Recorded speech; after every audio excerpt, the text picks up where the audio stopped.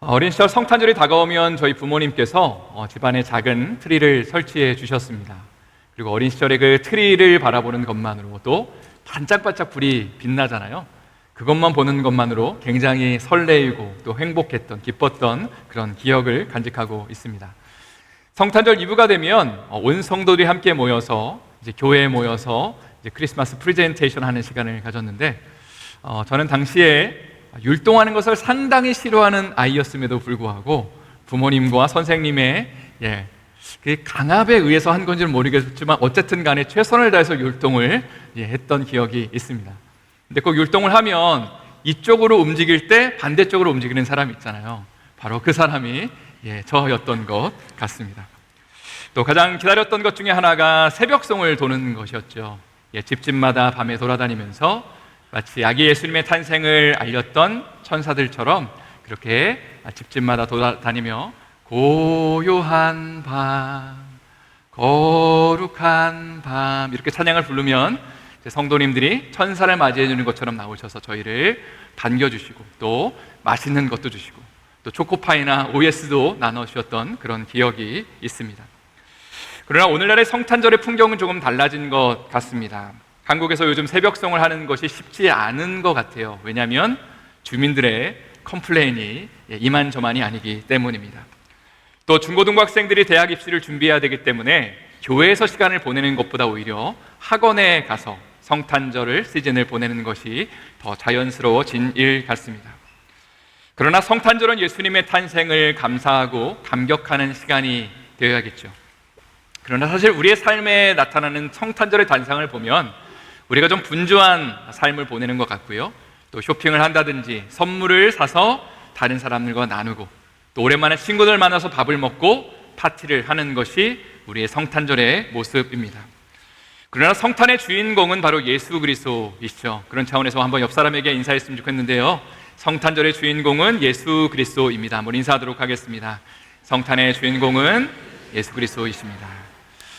오늘 말씀의 제목은 은혜와 진리가 충만하더라입니다. 이것은 요한복음 1장 14절 우리가 읽은 본문에 등장하는 표현이기도 하고 예수님이 이 땅 가운데 오신 사건을 묘사하고 있는 구절이기도 합니다. 성경에는 하나님을 대면하여 만났던 사람들이 몇 사람 등장하는데 그 중에 한 사람이 바로 모세라는 사람입니다. 그는 광야에서 40년의 시간을 보내고 떨기나무에 불타는 가운데 하나님을 만났습니다. 그때 모세의 마음이 어땠을까 여러분 상상을 해보십시오. 사실 당시에 모세는 도망자의 신분이었습니다. 애굽에서 사람을 죽이고 난 다음에 광야로 도망가서 결혼을 하고 40년의 시간을 보내고 지금 나이가 80세가 되었습니다. 인생을 정리해야 될 때가 된 그 찰나에 하나님이 그를 만나주십니다. 한 번은 광야에서 양을 치고 있는데 떨기나무 가운데 불이 붙은 것을 보게 되죠. 그리고 점점 그곳에 가까이 갔는데 불은 계속 타고 있는데 떨기나무는 타지 않는 그 신기한 광경을 보는 가운데 하나님이 그를 콜링하십니다. 모세야 모세야 하시면서 이곳은 거룩한 곳이다. 너의 신을 벗으라 주님 말씀하시죠. 그러면서 모세는 하나님과 대면을 하게 됩니다. 세월이 그리고 좀 흘러서 출애굽 34장에 가면 하나님이 모세를 다시 만나주시는 사건이 등장합니다. 때는 이스라엘 백성들이 출애굽을 한 이후에 시내산에서 시간을 어느 정도 보내고 난 다음에 그리고 금송아지를 만들어서 우상 숭배를 했던 그 즈음에 하나님은 모세에게 이렇게 말씀하시죠. 내가 너희를 가나안 땅에 보내주겠지만 나는 함께 가지 않겠다.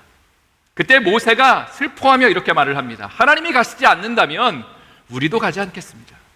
가나안 땅을 가면 무슨 소용이 있습니까? 하나님이 계시지 않는데 하면서 하나님 앞에 은혜를 구하게 되죠. 그리고 나서 한 가지 요청을 더 드리게 되는데 하나님의 영광을 보여달라고 요청합니다. 하나님을 보여달라고 하죠. 그때 하나님이 모세를 반석 위에 세우시고 난 다음에 그리고 손으로 그를 가려주십니다.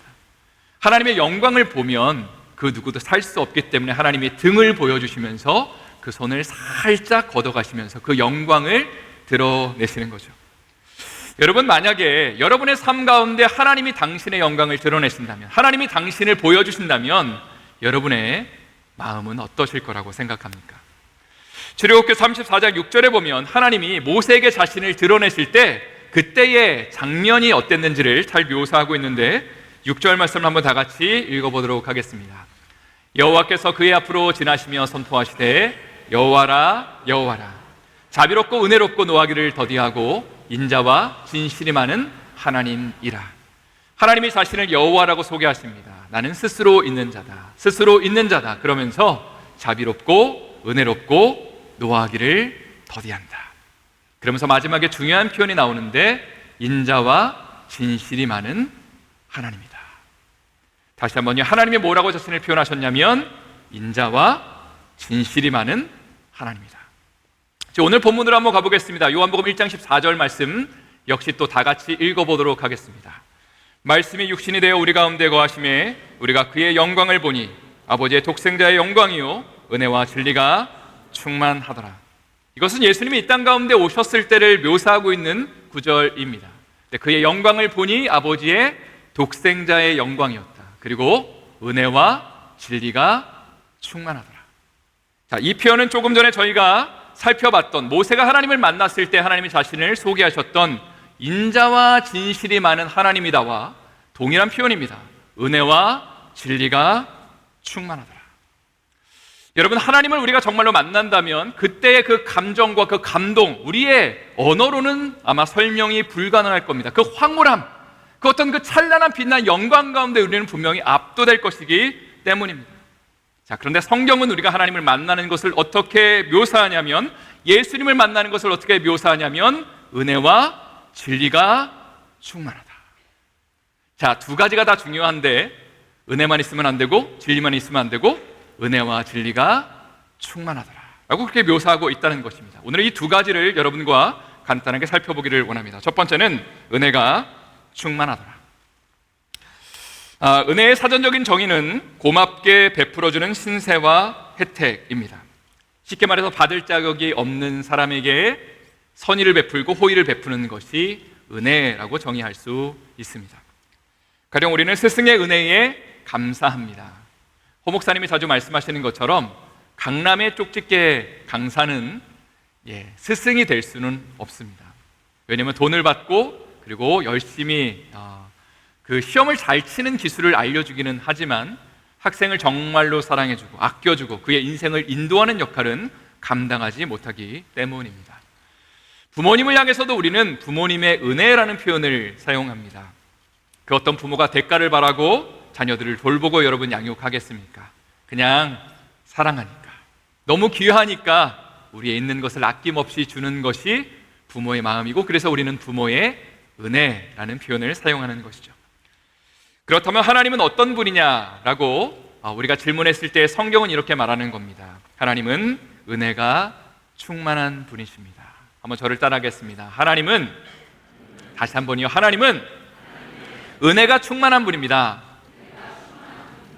요한복음 1장 16절에 보면 오늘 본문의 두 구절 이후의 말씀인데 제가 읽어드릴게요. 우리가 다 그의 충만한 데서 받으니 은혜 위에 은혜더라.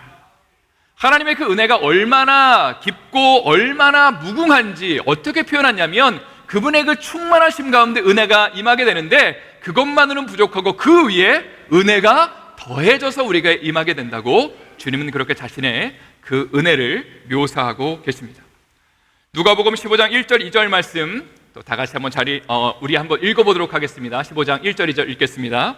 모든 세리와 죄인들이 말씀을 들으러 가까이 나오니 바리새인과 서기관들이 수군거려 이르되 이 사람이 죄인을 영접하고 음식을 같이 먹는다 하더라. 여기 보면요, 세리와 죄인들이 예수님께 가까이 나왔을 때 예수님이 함께 시간을 보내시고 또 식사를 하십니다. 자, 그런데 당시에 의롭다고 자부했던 종교 지도자들은 예수님이 이 사람들과 함께 시간을 보내시고 함께 식사하는 것을 별로 마음에 들지 않고 손가락질을 했다라고 그렇게 오늘 말씀은 기록하고 있습니다. 당시에 세리란 직업은 별로 그렇게 유대인들에게는 좋은 이미지를 갖고 있지는 않았던 것 같습니다. 팔레스타인 지역을 통치하고 있었던 나라는 로마였는데 그 로마를 대신해서 세금을 유대인들에게 거두는 거죠. 그런데 세금을 100원만 거두는 것이 아니라 1000원 정도를 걷어서 100원은 로마 정부에 내고 900원은 내가 먹는 것이 당시의 세리의 그런 모습이었습니다. 그래서 이들을 향해서 매국노 혹은 나라를 팔아먹은 인간들이라는 그런 별칭을 붙였습니다. 또 이방인들을 위해서 일하는 이 나쁜 존재들을 향해서 하나님께 저주받은 자들이다, 절대로 천국에 들어가지 못하고 하나님의 은혜는 절대로 기대할 수 없다고 당시의 세리들을 향해서 그렇게 손가락질을 했다는 것입니다. 예수님 당시에는 죄인들도 존재했습니다. 누가 봐도 큰 죄를 저지른 사람들, 큰 실수를 저지른 사람들, 이상한 행동을 하는 사람들을 향해서 사람들은 역시 손가락질을 하였죠. 그런데 예수님이 이런 사람들과 시간을 많이 보내시는 것을 보고 종교 지도자들, 당시에 열심히 하나님을 믿고 섬겼던 사람들은 수근수근 거리기 시작합니다. 그때 예수님이 하신 말씀이 바로 1인 양의 비유입니다. 우리가 잘 알고 있는 것처럼 한 사람이 100마리의 양을 가지고 있는데 한 마리의 양을 잃어버리게 됩니다. 그 양은 분명히 어딘가에서 헤매고 있을 겁니다. 죽음의 위협 속에서 벌벌 떨고 있을 그 양, 그러나 현실적으로는 그 양에게 그 어떤 누구도 관심을 갖지 않는 것 같습니다. 왜냐하면 99마리의 건강한 양, 하나님을 잘 믿어 보이는 수많은 사람들이 있기 때문에 그 잃어버린 한 양을 향해서는 관심을 갖지 않는다는 것이죠. 그러나 참 목자는 99마리의 양을 뒤로 하고 때로는 그 양을 맡겨두고 난 다음에 한 마리를 찾아 나서게 된다라고 주님이 말씀하십니다. 우리는 이것을 은혜라고 부릅니다. 세상은 길 잃은 양을 향해서 손가락질하면 이렇게 말을 하죠. 다 너의 잘못이야. 너가 문제고 너가 게을러서, 너가 바보 같아서 이렇게 된 거야. 너는 그런 삶을 사는 것이 마땅해 라고 하는 것이 세상의 관점입니다.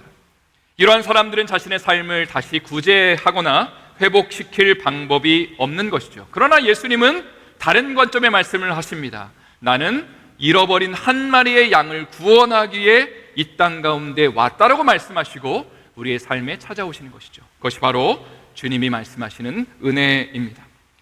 성탄의 계절에 예수님이 이 땅 가운데 오신 것이 우리의 삶에, 여러분의 삶에 무엇을 의미하냐고 물으신다면 그것은 조금 전에 말씀드린 것처럼 잃어버린 한 마리의 양을 찾기 위해 주님은 이 땅에 오셨습니다. 혹시라도 99마리의 양의 무리에 속하지 않는 한 마리의 잃은 양이라고 여러분 자신을 정의하고 생각하고 계시지는 않습니까?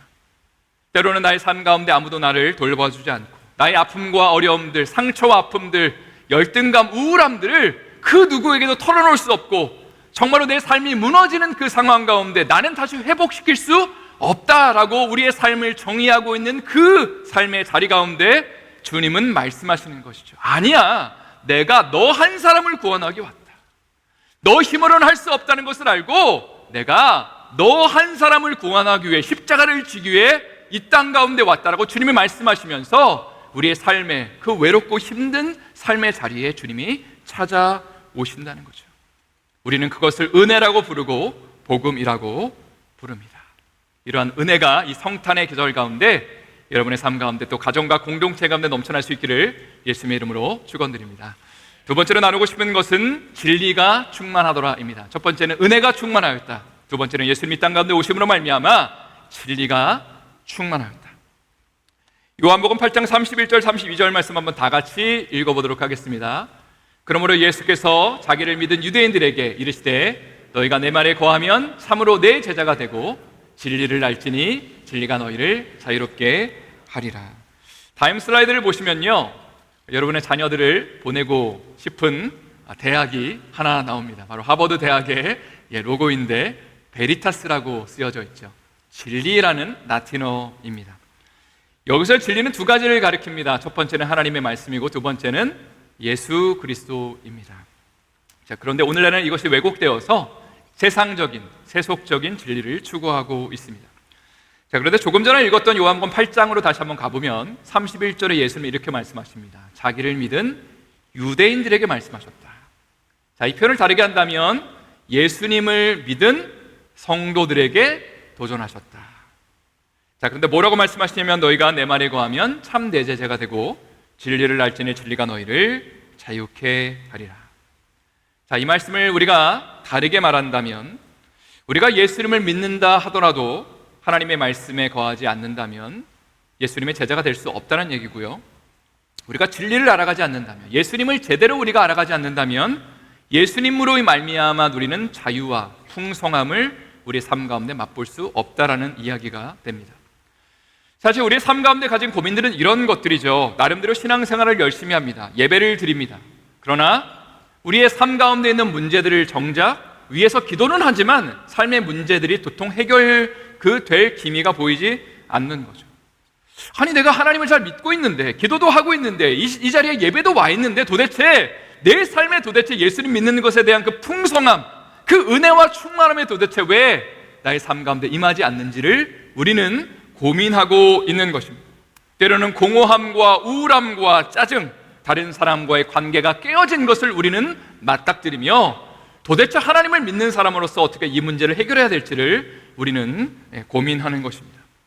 그런데 주님은 이렇게 말씀하시는 것이죠. 나를 믿는 너희들아, 내 말에 거할 때에 진짜 내 제자가 되고 진리를 알면 진리가 너희를 풍성하게 하고 자유케 한다라고 말씀하십니다. 다시 말해서 머리로 하나님의 말씀을 아는 것도 중요합니다. 입술로 고백하는 것도 중요합니다. 예수님 믿으면 풍성하다는 것을 누가 모르겠습니까, 여러분?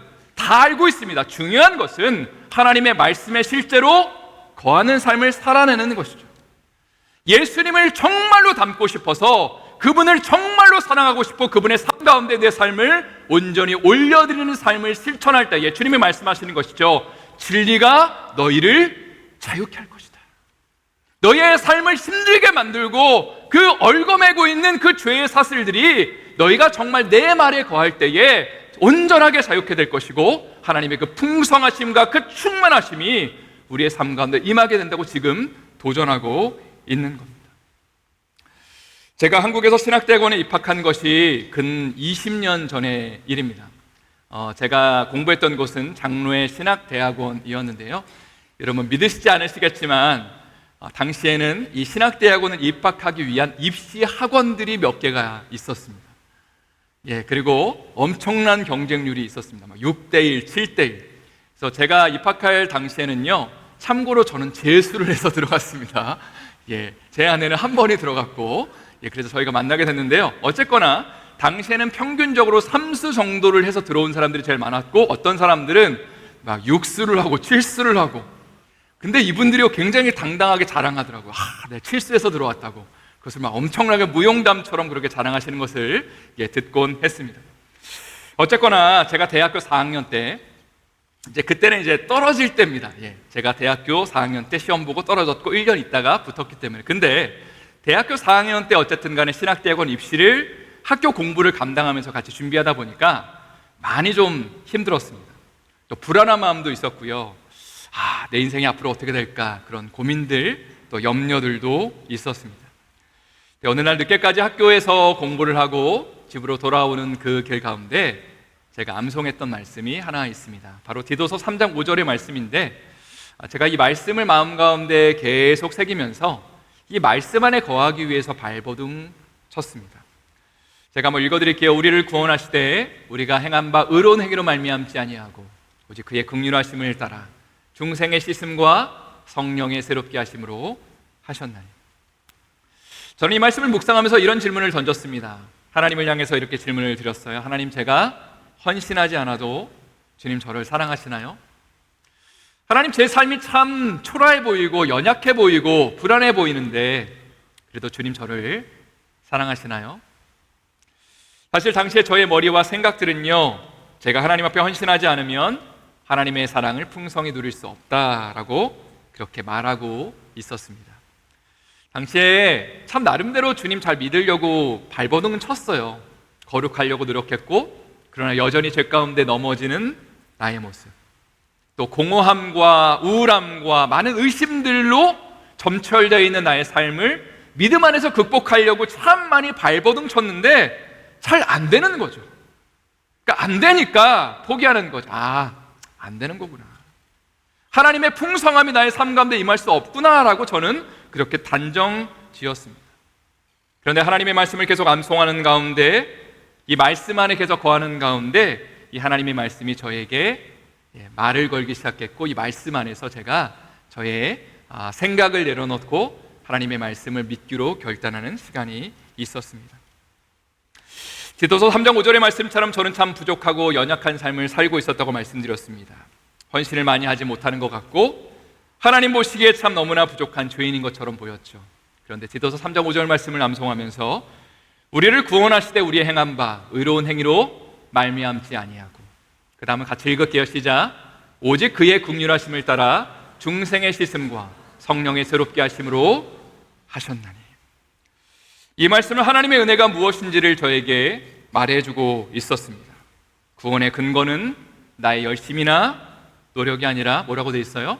하나님의 긍휼하심, 하나님의 불쌍히 여기심, 받을 자격이 없는 자에게 부어주심, 참 처절하게 무너져 있고 아무것도 못하는 것 같은 그 참 연약한 그 가운데 주님이 말씀하시는 것이죠. 너가 아무것도 할 수 없는 것을 알기 때문에 내가 은혜를 부어주는 거야.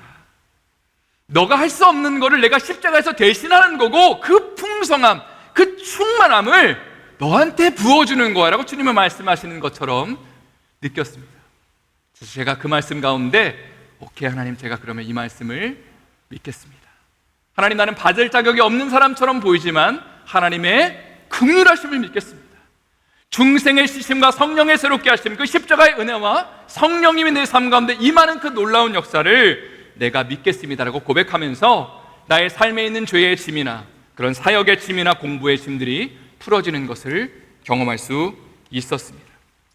성도 여러분, 우리가 인정을 하지 않든 인정을 하든 우리의 영혼은 죄의 짐 가운데 눌려서 살아가고 있습니다. 나름대로 열심히 노력하지만 또 나름대로의 성공을 이룬 것 같고 부족함 없는 삶을 사는 것 같지만 여전히 피곤하고 채워지지 않는 공허함을 모든 사람들은 다 느끼고 있습니다. 그리고 심지어 교회에 정기적으로 출석하는 사람들조차도 자신의 삶의 여러 가지 문제들, 아픔들 가운데 도대체 뭐가 문제인지를 고민하며 마음을 정말로 쓸어내리면서 하나님 앞에 처절하게 기도하고 있다는 것이죠. 그러나 주님은 오늘 이렇게 말씀하십니다. 너희가 내 말에 한번 거해보지 않을래. 하나님의 말씀 안에 거할 때에 그 말씀 가운데 너희가 내 정말 그 제자가 되는 것이고, 진리를 알 때에, 예수님을 알 때에 그 예수 그리스도가 우리를 자유케 하신다고 주님이 우리를 도전하신다는 사실입니다. 마지막으로 한 가지 이야기를 하고 말씀을 마치기를 원합니다. 요즘 제가 내년도에 1월에 있을 21일 신년 기도회와 선교 사명자 대회를, 제가 아직 코피를 쏟지는 않았지만 이제 막 코피를 쏟을 것 같은 느낌을 가지고 말씀을 제가 준비를 하고 있는데요. 사도행전을 제가 좀 자료를 찾아보는 가운데 존 스토트 목사님이 쓰신 이 사도행전 강해집을 보면서 참 와닿았던 부분이 있습니다. 사도행전 9장 말씀에 보면 사도 바울이 회심하는 장면이 묘사되고 있는데, 존 스토트 목사님은 이 회심을 두 가지로 이렇게 설명을 합니다. 첫 번째는 예수님이 바울을 부르신 사건은 갑작스러운 회심이 아니었다. 그러니까 그 전까지 아무것도 안 하시고 계시다가 갑자기 빛을 쫙 쪼여주면서 너 놀랐지? 하면서 나 믿어야 되라고 하신 사건이 아니고요, 오히려 그 전부터 지속적으로 예수님께서 사도 바울을 콜링하셨다.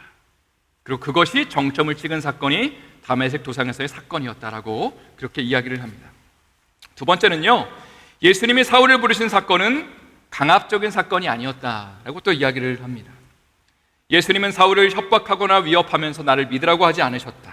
오히려 사울을 인격적으로 부르셨고 이성과 양심이 자유로운 상태에서 예수님이 사울을 부르셨다. 그런데 그는 예수님께 완전히 굴복되어서 자신의 삶을 주님 앞에 올려드리고 헌신했다는 것입니다. 성도 여러분, 이것이 왜 중요한지 아십니까? 오늘 이 시간에 예수님은 여러분을 자신의 삶의 자리로, 말씀과 그 진리의 자리로 지금 콜링하고 계십니다. 그런데요, 한 번만 부르시는 것이 아니라 여러분의 삶 가운데 지속적으로 지금 불러오고 계시다는 거죠. 그리고 만약에 이 시간에 여러분이 예수님을 영접하시지 않으시고 그 말씀 안에 거하시지 않는다 하더라도 주님은 앞으로도 계속해서 여러분을 설득하시고 주님의 마음을 계속 부어주실 거라는 사실입니다. 두 번째로, 그분은 강압적으로 나를 따라오라 하지 않으십니다. 인격적인 가운데 여러분을 설득하실 것입니다.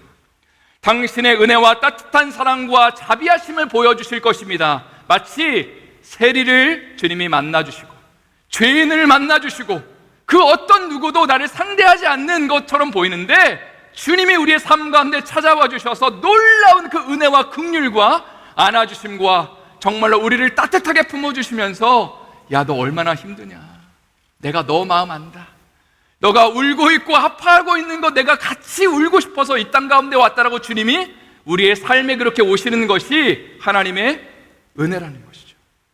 예수님이 그렇게 은혜의 그 충만함을 우리에게 부어주신다는 거죠. 여러분, 근데 중요한 게 뭔지 아십니까? 그 은혜만 충만한 것으로 끝나는 것이 아니라 주님이 그 은혜의 부르심 가운데 진리를 같이 주님이 제시한다는 거예요. 너가 힘들고 어렵지만 이 진리를 너가 받아들이지 않을래? 주님은 말씀하시는 거죠. 힘들고 어렵지만 너 나 따라오지 않을래? 내가 너를 위해 생명을 바칠 건데, 나의 몸을 다 찢어서 너를 위해서 줄 것인데 너 나와 함께 하지 않을래? 라고 주님이 말씀하시면서 진리를 우리 가운데 동시에 선물하신다는 사실입니다. 성탄절을 맞이하여서 우리의 삶 가운데 하나님이 부으시는 가장 큰 축복이 무엇인가를 한번 질문하게 됩니다. 그것은 은혜와 진리가 우리의 삶 가운데 충만한 것입니다. 그냥 은혜만을 구하는 삶이 아니라, 하나님 내가 너무 힘든데 나를 위로해 주세요 라는 그 은혜만이 충만한 삶이 아니라 그 은혜의 충만함 가운데 우리를 안아주시고 감싸주시는, 그리고 나를 따라오지 않을래, 나와 함께 하자, 내가 너의 삶을 책임져 줄게라고 말씀하시면서 진리를 붙잡으라고, 진리이신 예수님을 알면 너의 삶이 자유케 될 것이라고, 그 힘들고 어려운 삶의 애환과 애통들, 그 우울함과 아픔들 속에서 너가 진짜 자유를 얻게 될 것이라고 주님이 도전하실 때 여러분 어떻게 반응하시겠습니까? 하나님의 은혜와 진리가 충만한 우리의 삶이 되기를 예수님의 이름으로 축원드립니다. 다시 한번 예수님의 이름으로 축원드립니다.